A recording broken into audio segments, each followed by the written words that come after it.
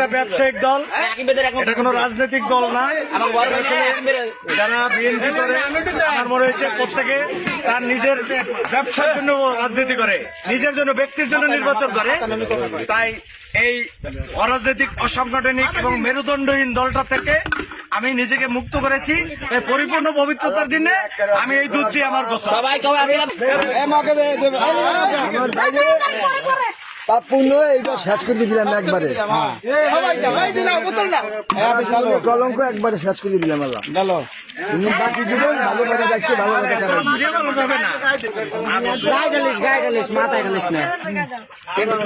একজন ভিডিও করছে সবাই করো।